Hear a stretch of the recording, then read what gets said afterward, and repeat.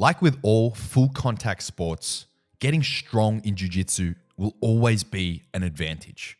Getting strong for jiu-jitsu will not only improve your performance on the mats, but research shows that by doing some form of strength training outside of your sport, including full contact sport, it will reduce your risk of injury, of acute injury by 30%, and it will reduce your risk of overuse injury by 50%.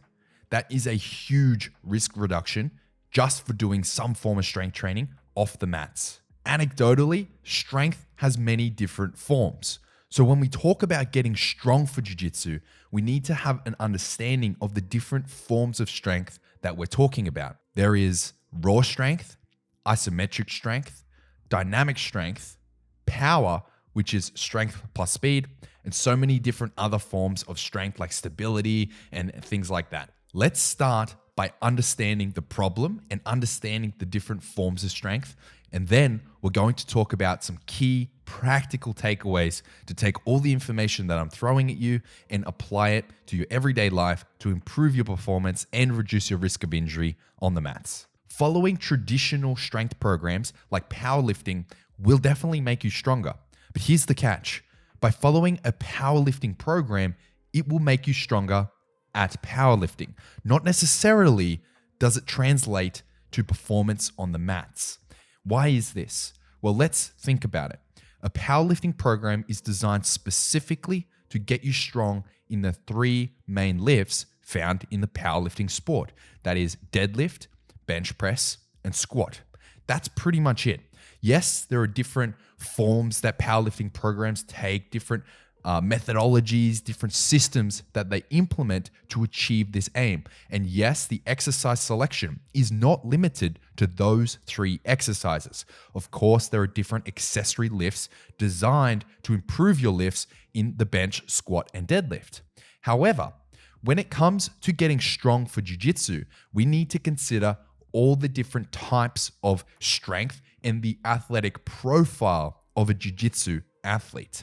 So that's why I do not recommend following a traditional powerlifting style program for a jiu-jitsu athlete, because there are limitations with that program, and athletes that train powerlifting are well known for having deficiencies in certain areas that are important for jiu-jitsu. As a simple example, let's look at rotation.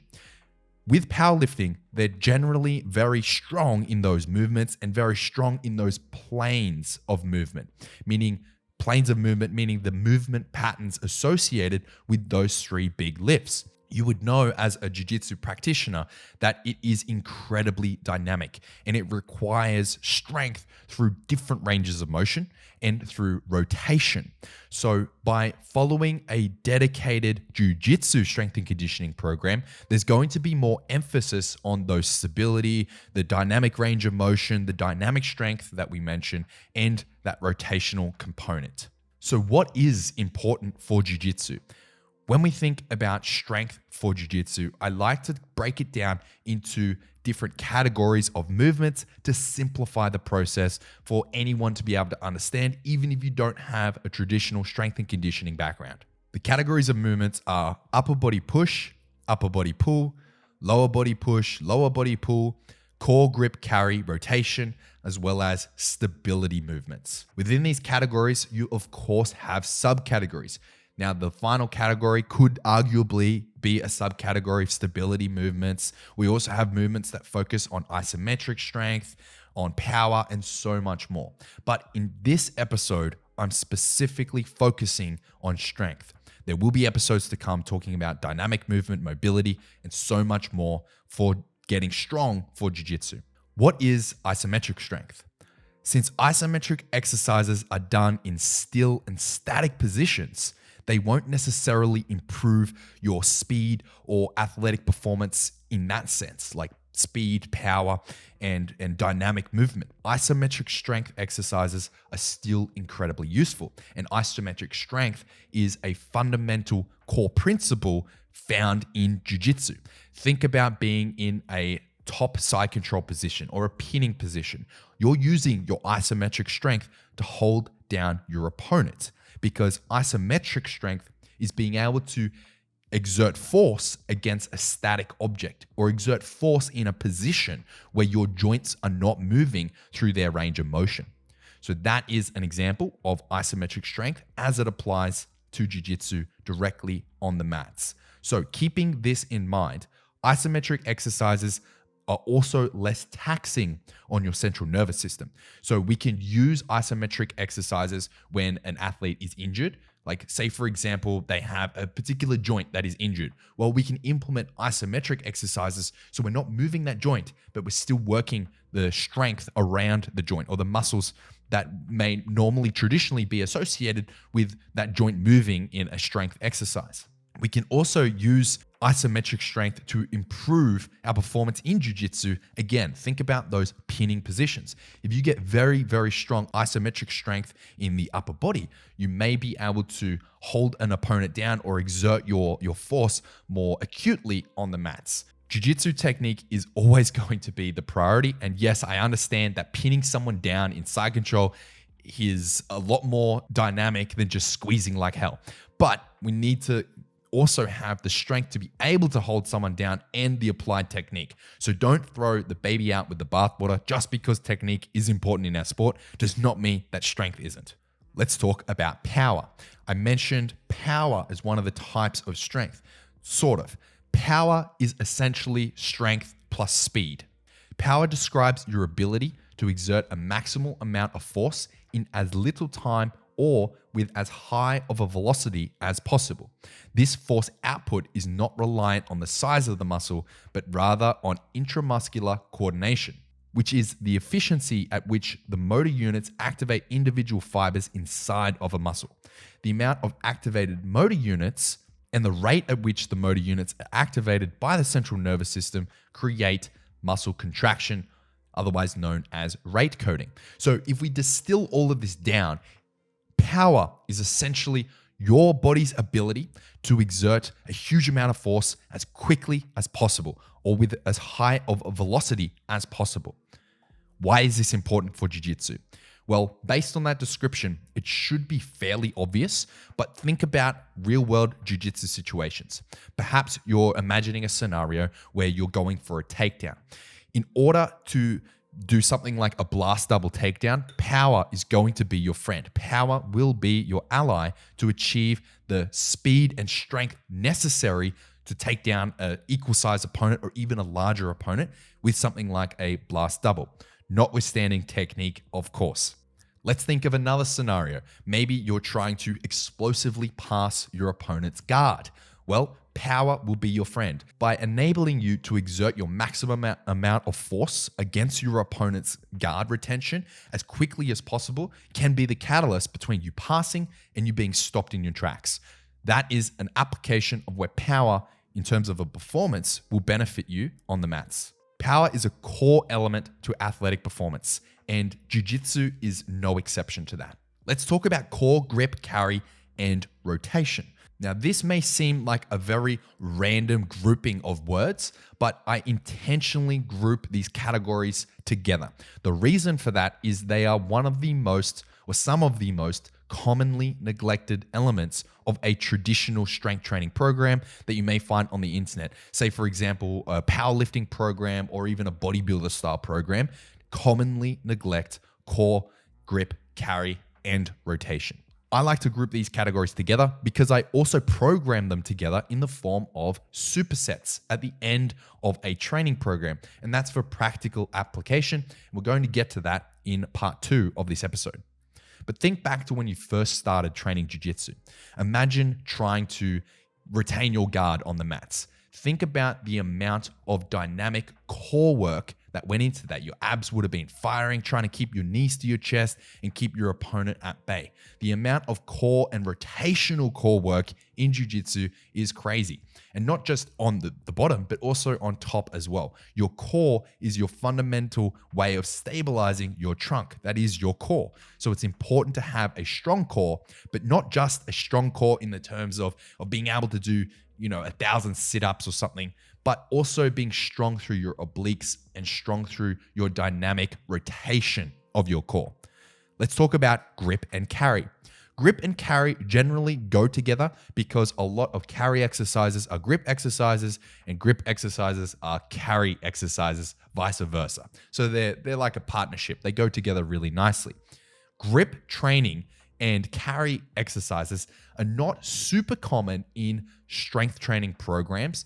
Yes, you will get a lot of grip strength training and carry strength from doing conventional style compound movements like doing deadlifts, for example. Yes, you're going to train your grip strength if you do deadlifts without straps. If you do, say, for example, overhand pull-ups. Yes, that is a form of grip strength. You need strong grips to be able to pull your body weight up. However, if we include dedicated grip strength training, it will 100% benefit you as a jiu-jitsu athlete. Why will it benefit you as a jiu-jitsu athlete? Well, even John Danaher himself says that all jiu-jitsu exchanges start with the grip fight. Grip fighting is a huge part of jiu-jitsu. Whether it's gi or no gi, it does not matter. Grip fighting is a part of that. So by having not only stronger grips in terms of being able to exert more force with your grip, it's also important to have grip endurance. So there are two elements to the form of grip strength that we're after. So by just squeezing captains of crush grip strength trainers, yeah, it can help, but it's not necessarily what we're after here in isolation. We're also after grip endurance. If ever you've competed in jiu-jitsu for the first time, you may be shocked to find that your grips are absolutely shot after your first match of the day. And that is because, well, there's different reasons for that, with the adrenaline dump and everything like that. But when you're doing jiu-jitsu in a real fight scenario, the amount of force you exert with your grips is immense. And then a lot of the time, people have burnt out grips after their first match. That's a bit of an analogy to describe the importance of having not only strong grips, but also grip endurance. Carry is another way of training your grip endurance. And it is a little bit of conditioning as well, because by doing a heavy carry, like a heavy farmer's carry for a lot of distance or a lot of reps, if you will, then you're going to have a bit of conditioning. But today we're talking specifically about strength, so let's stay on track. Let's talk about the practical application and the key takeaways of everything that I've been throwing at you so far. I recommend strength training for jiu-jitsu athletes at least 2 times per week as a minimum. 3 to 4 is optimal. Any more than 4, and it may be detrimental to your jiu-jitsu training. So you need to have a look at, one, your schedule, how much time that you're willing to dedicate to jiu-jitsu and dedicate to reducing your risk of injury and improving your performance on the mats. So I find that 2 to 3, maximum 4 is the absolute sweet spot for the vast majority of people. Let's give you a practical example now. So say, for example, you're someone who trains jiu-jitsu 3 to 4 times per week. A really good schedule would be 3 to 4 jiu-jitsu classes with 2 strength sessions on top of that. So essentially, you're doing about 6 dedicated sessions per week. Your strength sessions don't need to be crazy. You don't need to be in the gym for 2 hours. You're not trying to go on stage and on a bodybuilder style competition, and you're not trying to hit a world record for your deadlift, bench press, and squat. We're trying to reduce your risk of injury and improve your performance for jiu-jitsu. 2 times per week will do just that. Let's talk about the different types of ways you can group together exercises and put together what's known as a split. If you've been training before, you may have heard this term split, but for those that aren't in the know, a split is simply a name of grouping together exercises and spreading them out through a week or a training program. So a common split that you may find is a full body split, or something like an upper lower is also known as a split. Splits are simply a way of grouping exercises and dividing them together throughout a training program. That's pretty much it. For our purposes today, here is what I recommend. I recommend full body splits or full body workouts, push-pull leg splits, upper-lower splits. There's also splits that you'll find in the bodybuilding world where you group together back and buys, chest and triceps, maybe a dedicated leg day, dedicated shoulder day. Those splits I won't be talking about today, but they can still be valid depending on your schedule and your programming. For beginners though, and for jiu-jitsu athletes, I tend to recommend full body splits more than the other two that I mentioned. That's because it ensures that every single muscle group is targeted in every single session. Why is this important? Well, let's think about it practically in our example of doing around 4 jiu-jitsu sessions, 3 to 4 jiu-jitsu sessions per week, and adding on those additional 2 or 3 strength and conditionings. Say, for example, you're very fatigued. Maybe you trained really hard in jiu-jitsu and you're too fatigued to complete your 3 scheduled strength and conditioning sessions. Well, if you skip one day on a traditional split, you can essentially skip out on an entire muscle group. Now, if you do that multiple times throughout the year, or you do that consistently, then you're consistently missing that muscle group. This is a very realistic scenario that many people find themselves in. However, if you replace that traditional split, say for example, a push-pull legs, and you keep skipping leg day, very common. And if you replace that split with a full body split, well, if you skip a day, yeah, it's detrimental to your overall training program potentially, but you're not skipping an entire muscle group. So you're ensuring that you're targeting all your major muscle groups in every session, more or less. Okay, now let's talk about exercise selection. The order in which exercises are programmed in a session or in a training program is important. It has been shown in research that the first exercise you do of your training day is where you're going to find the most benefit. And this makes sense in a logical standpoint, because when you go in the gym and after you do your warm-up, you do your first exercise, the first cab off the rank, you're going to have the most energy, you're going to have the most enthusiasm. That's where you're probably going to put the most effort in. And then everything after that, yes, it's still beneficial, but it's a little bit less so because you're more fatigued now. It makes sense logically. So the first exercise is going to be the most important. That's why I recommend programming the first exercises as compound exercises. What are compound exercises? They're exercises that utilize multiple muscle groups and move through multiple planes of movement. Let's compare a compound exercise to a isolation exercise. So let's talk about something like a deadlift versus a bicep curl. In a traditional barbell deadlift, we're using a standard barbell, deadlifting it up off the floor, that uses multiple different joints, multiple different muscle groups. Whereas a isolation exercise like a bicep curl, just a standard dumbbell variation of a bicep curl, the only joint in question that's moving is your elbow joint. And the isolation means that your biceps are what's predominantly being isolated in that exercise. So compared to a compound movement, it is very specific, niche, and isolated, whereas compound movements, multiple planes, multiple joints, multiple muscle groups. So that is why I like to prioritize, particularly for strength, compound movements over isolation. But both have their place in a strength program for jiu-jitsu athletes. So this is how I recommend that you structure a full body workout for jiu-jitsu. First up, we're going to do a dynamic warm-up to make sure that our joints are primed. We get a little bit of mobility work in, so it's a 2-for-1, and we also increase our body core temperature, ready to do the work. I will be talking specifically about dedicated warm-ups for strength and conditioning, dynamic versus static stretching, and so much more in a future episode. If that's something that you're interested in, make sure you follow the podcast wherever you're listening. Next, we have the upper body push. Then we go into lower body pull, upper body pull, lower body push, and finally, we end with a core grip carry and rotation superset. A superset is a way of performing one set immediately followed by the other with no rest in between, so it's a 2-for-1. I like to pair a grip or carry exercise with a core or rotation exercise for this superset. But let's break this down a little bit. Why do I split the program up into push-pull, upper, lower? Well, if you're paying attention there, the way it went was upper push into lower pull. And then we flipped that with upper pull, lower push. So we're rotating upper and lower, and we're rotating push and pull effectively. Now, why am I programming things push and pull when we're doing full body? I thought push-pull was its own program, its own split.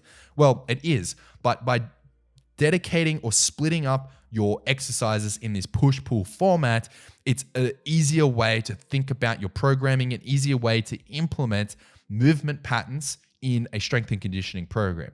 And by adding in the core grip carry rotation superset, it's a good way to finish off the training program and save time, because research has been done on supersets and they are no more beneficial than regular sets so long as volume is matched, which is a fancy way of saying that no, they're not any better than traditional sets, but yes, they will save you some time. So that's why I like to implement them. Once you have your push-pull, upper-lower exercises selected, then it's time to select the right number of sets and the right number of reps.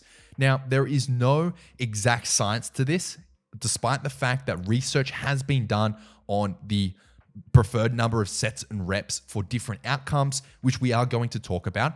But what I mean to say is that depending on your fitness level, depending on how well trained you are, depending on how many sessions you're doing per week, which is very important, and how many different times you're targeting certain muscle groups, all these different factors will combine into what the optimal sets and reps is for a given athlete, for a given training program. But selecting the right number of sets and reps isn't necessarily arbitrary. We don't just throw numbers out there or throw shit at the wall and hope that it sticks. It hinges on so many different factors, some of which that I've already mentioned, but some also is primary goal of the program, the exercise order, the secondary outcomes of the program, the specific training phase that you're in. But typically, rep ranges fall into one of three different categories. Strength repetition ranges are typically less than 6. So less than 6 reps, but you're primarily focusing on targeting strength. Hypertrophy rep ranges are typically from 7 to 12. Muscle endurance rep ranges are anything 12 plus, and even commonly you'll see them program 15 plus. Now, why are these three categories in existence? Why do we say strength, hypertrophy, and muscle endurance for those rep ranges? Well, that's simply because these specific rep ranges have been shown in sports science literature to most benefit the category that I assigned them. So if you're doing less than 6 reps, your primary benefit from that exercise, so long as the weight selection is correct, which we're going to talk about, then you're going to see most of your benefit in strength. That's not to say that you won't get benefit in terms of hypertrophy from that rep range. Of course you will. If all you lift is 5 by 5, if you do 5 sets of 5 reps for everything that you do, of course you're going to see hypertrophy, which means growth, or in this case, we're talking about muscle growth. But your predominant focus or the predominant benefit is going to be from strength, and vice versa. If you only lift 8 to 12 reps, if you've been lifting 8 to 12 reps your entire lifting career, your entire time you've been lifting, then of course you're going to get stronger because you're lifting heavy shit. Yes, you're going to get stronger, but the main benefit from that repetition range has been shown to improve hypertrophy. And the same with muscle endurance, 15 plus, or in this case, 12 plus, but realistically, we're talking about around 15 plus. The strength benefit from that repetition range starts to reduce, and your muscle endurance benefit starts to increase because we're activating different muscle types, different muscle fibers, and we're getting different physiological response to the stimulus that we're putting on our muscles and time under tension and so many other factors. But just keep these repetition ranges in mind. So today we're talking about developing strength for jiu-jitsu. So of course, the predominant movements in our strength training program should be around that 6 or lower mark. That's not to say that we can't go all the way down to 1 rep, and that's not to say that 6 is the optimal rep range. So we're going to talk a little bit more about the different rep ranges within those categories. What is the optimal repetition range for a jiu-jitsu athlete in general? All of them. All 3 rep ranges have their place in training for a jiu-jitsu athlete. That's because strength is important for an athlete. Hypertrophy or muscle growth is also important for a jiu-jitsu athlete. And muscle endurance is also important for a jiu-jitsu athlete. So a comprehensive programming with different goals and different things thrown into the program to improve you as a jiu-jitsu athlete is going to incorporate all 3 of the rep ranges that I mentioned. But let's talk about the strength outcomes. I mentioned that there is different ways of programming within that rep range. What a good jiu-jitsu strength training program will do is periodize your repetitions, meaning that from one week, it may reduce in reps, from the next week, it may increase, depending on the outcomes and depending on what that repetition range is paired with. Now, let's talk briefly about auto-regulation. Auto-regulation is a concept known where you can regulate or auto-regulate the amount of weight selection or even the amount of reps that you do based on a scale. There's many different forms of auto-regulation, but the one that I like to use and has the most comprehensive science behind it is RPE, which is rate of perceived exertion. RPE is a number scale from 1 to 10, and it's associated with reps in reserve. But think about it as a effort scale, if you will, where 10 is maximum effort and 1 is you're not even trying at all. So say, for example, you have a strength training program that starts with being 4 sets of 6 reps, RPE 7. That's about a 7 out of 10 amount of effort, if you will, or you should have somewhere between 3 and 4 reps in reserve, meaning after you finish your set, you should be able to do another 3 or 4 reps quite easily in the tank before you fail or you achieve muscle failure. Now, the following day, or the following week, I should say, in the next session that you do the same training program, maybe your sets are 4, but your reps are now 4 also, but your RPE is 8, meaning you need to have less reps in reserve when you're done. You should only have 2 reps in reserve. So you need to lift heavier. This is a way of regulating your weight selection. So it's not based on a percentage of 1 rep max. It's not based on improving what you did last week or anything like that. It is based on how you were feeling at the time. This is a very, very powerful tool for jiu-jitsu athletes because it enables you to regulate your weight selection based on your fatigue levels from jiu-jitsu training that week. Very, very powerful. But all this example was used is to illustrate that in a training program for jiu-jitsu, your repetitions and your sets can change depending on your RPE and depending on how they're intended to be programmed. Meaning maybe your reps intentionally reduce, meaning your weight selection intentionally gets heavier because the lower your repetitions, the higher your weight selection should be. Okay, but how many sets do we need? Depending on the program, it will depend on how many sets because we're trying to ensure that we're hitting a minimum target per muscle group. And this target will change depending on the muscle group we're talking about. But as a general rule of thumb, because I'm trying to give you as many practical takeaways as possible, 3 to 5 sets per exercise is a good place to start if you have a training program that has around 5 to 6 exercises in the day. That will ensure that you can get your warm-up, your primary work, your accessory work, your superset work in, and a cool down all within a 60-minute time frame, which is pretty much the maximum that I recommend for a training program. You don't need to be at the gym for 2 hours. That's ridiculous. So that is also been shown in the research to be a good way to target different muscle groups in terms of getting the 80% benefit out of your strength training.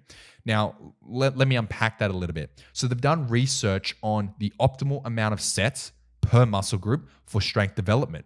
And what they've found is that it changes per muscle group, but generally speaking, the main major muscle groups in the body need at least 4 to 5 sets per week to stimulate 80% of the maximal strength gains, meaning that if you do like 10 plus sets per muscle group per week, yeah, you're going to get more strength gains, but there's a diminishing returns there. So in order to get that additional 20%, you need to do a whole shitload more volume. So if we're thinking about this in the 80-20 principle, 20% of the effort gets 80% of the results, then doing around 5 sets per muscle group is the optimal. But for arms, specifically your biceps and triceps, they found that you need to do a little bit more. But you also target your arms in compound movements. So I know we're getting a little bit off track, a little bit too complicated, but if you want to learn more about that, I can break it down further.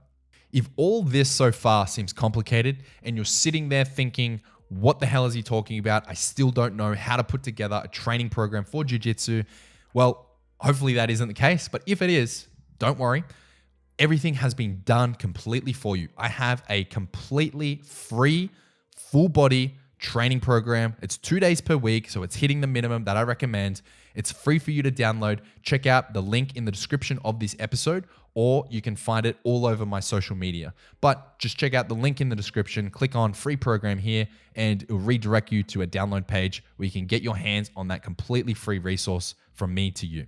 Hopefully, by now, you should understand some of the different types of strength that are important for a comprehensive athletic profile of a jiu-jitsu athlete. Hopefully you understand the importance of strength training, that not only will it improve your performance on the mats, but more importantly, it reduces your risk of injury. And in a sport that has a reported 60 to 90% injury rate, that is absolutely essential for longevity on the jiu-jitsu mats. And hopefully you've understand a little bit more on how we schedule and program a strength training program for jiu-jitsu athletes, how we group together exercises, the different sets and rep combinations that you can have, a little bit on RPE, and so much more. This was simply designed to be a very surface level introduction to strength for BJJ. Welcome to the podcast. Stay tuned for the next episode. To support this podcast, like, subscribe, and follow wherever you're listening or watching.